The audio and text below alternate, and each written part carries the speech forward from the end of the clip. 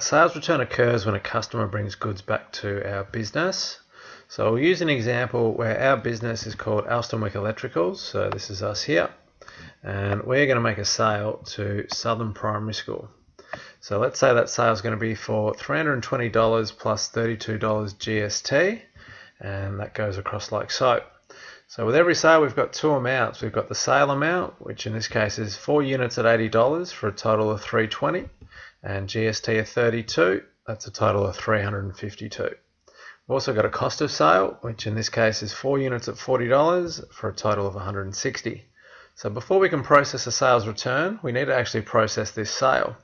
So what would this transaction look like? We've got a credit sale, so debtors would go up with a debit.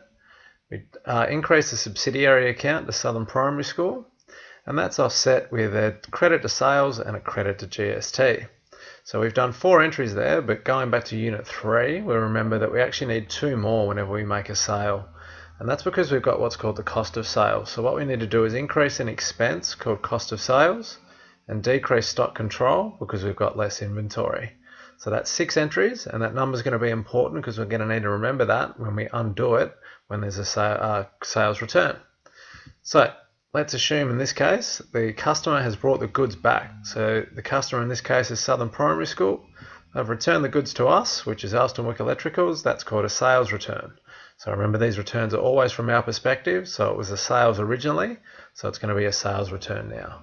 You can also see that we've issued a credit note here, credit note number 9, and we'll need to record that when we process it.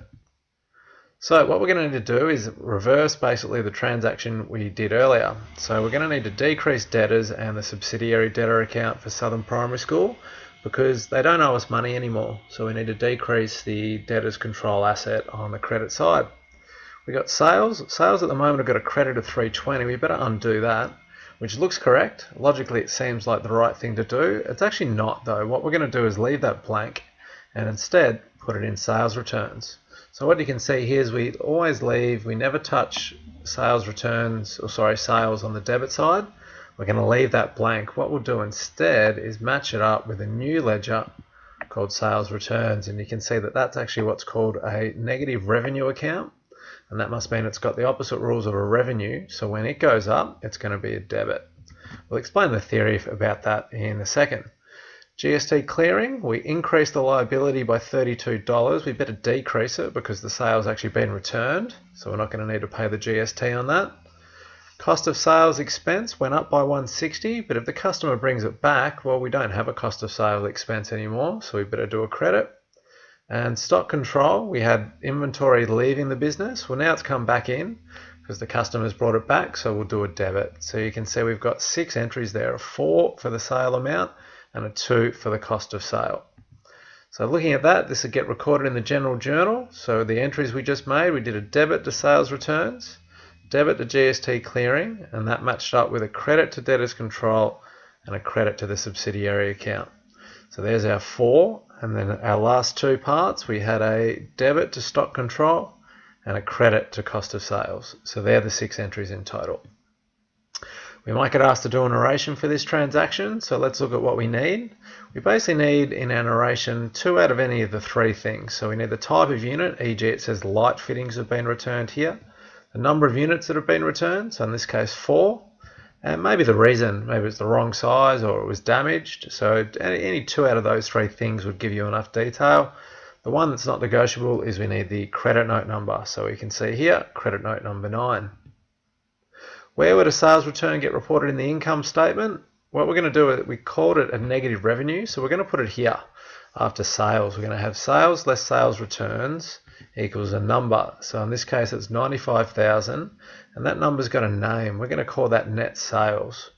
So let's look at the theory of doing that and look at our new structure. We've got sales returns after revenue, and then we go cost of goods sold equals gross profit, plus or minus any stock gains or losses is adjusted gross profit, plus our other revenue, less other expenses, and then we'll finish up with our net profit.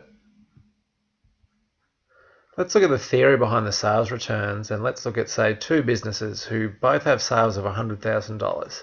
So you've got business A on the left here. They have $5,000 of sales come back as sales returns, And you can see what they've done is they've gone and made a debit entry here, like so. So what they'd end up with is when they follow that through, their income statement will show up as sales of 95,000. Because remember, the reports are basically just a summary of what's in the ledgers, and at the moment the balance of this ledger up here would be $95,000. So we need to compare that with what we did. What we did instead was what business B is going to do. They're going to record all sales returns in a special ledger called sales returns. So you can see here. And the main difference is this has been left blank. And how that'll manifest itself later on is in the income statement. We've now got sales of 100,000 less sales returns equals net sales of 95,000. So you can see we've actually ended up with the same number. I guess the alternative on the right though is a little better because we've got more information. Specifically, we can see that 5% of all sales have actually been returned to us. And that's good because we like to have information. Information helps us make decisions. So what we can see with that is that we're going to link this back to some theory and say, well, let's record all returns in a sales returns ledger so we can fulfill, first of all, understandability. If you look at the one on the left, you can't actually see how many sales returns there were. It's actually not there.